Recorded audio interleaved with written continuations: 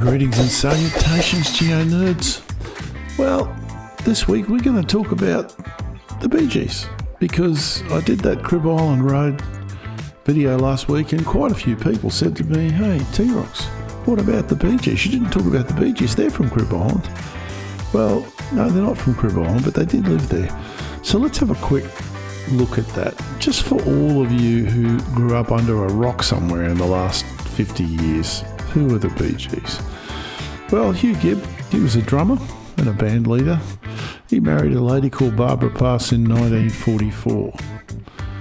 Their daughter Leslie was born in 1945. We don't talk much about Leslie, do we? And it was born in Manchester, which is where they come from.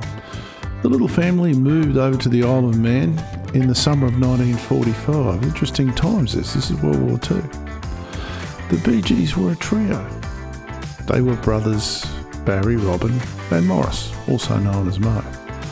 But the Gibb family didn't end there. We already knew they had a girl called Leslie, and they had another little boy called Andy. And Andy was not just talented, this guy was eye-wateringly good looking. I can remember him when I was young. It's amazing. And of course the sister that no one talks about. She sang with them, she performed. She now lives in Australia. She's retired in New South Wales. Of course, Barry's still around, but sadly Robin and Morris and also Andy are no longer with us. So let's look at a timeline. So 1945, Leslie was born. 1947, Barry was born. 1949, the twins, which were Morris and Robin, were born, all in Douglas. And in 1958, Andy was born, all in Douglas on the Isle of Man.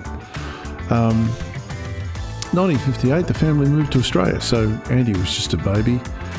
And they moved to Cribb Island, where they went to school. The kids were different ages, so they went to different schools. The older ones went to the Northgate School, State School, and the younger ones went to the Cribb Island Primary School.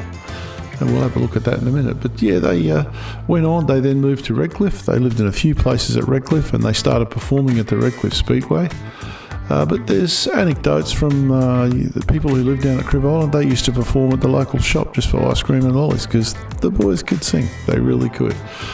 So anyway, and a local DJ, a guy called Bill Gates, no relation to the Microsoft dude, picked him up, and the rest is history. You can read that anywhere. You can go out to Redcliffe and have a look at the Bee Gees Walk of Fame and all that other stuff.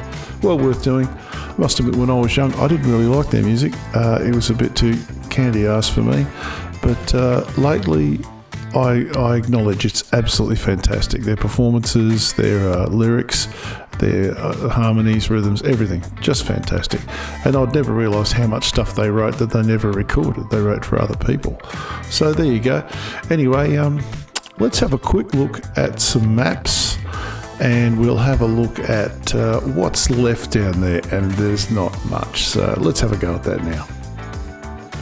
Well, Genos, here we have an awesome map from about 1905, 1908, something like that. And there's Cribb Island. That's the school they went to there. And he refers to Jackson's estate. And I'm pretty sure Jackson's estate was up here on the bank of Jackson's Creek, which is probably where their house was. So this is Cribb Island. You can see it is nothing like what it is down there. Here's a 1958 aerial photograph, which is exactly when they arrived here. This is what it would have looked like. As you can see, big main street there, lots of houses. This is pretty much it. There's the school there. This will be about the zenith of Cribbies' population. And up here we'll see I'll put a ring around the Jackson estate there, which is probably where they lived. Would have been an awesome place to grow up, as long as you weren't allergic to sandflies or mosquitoes. And as you probably know, I was walking down there the other day, and the old Cribb Island Road is still there. So this would have been the exact surface that this family drove down and back.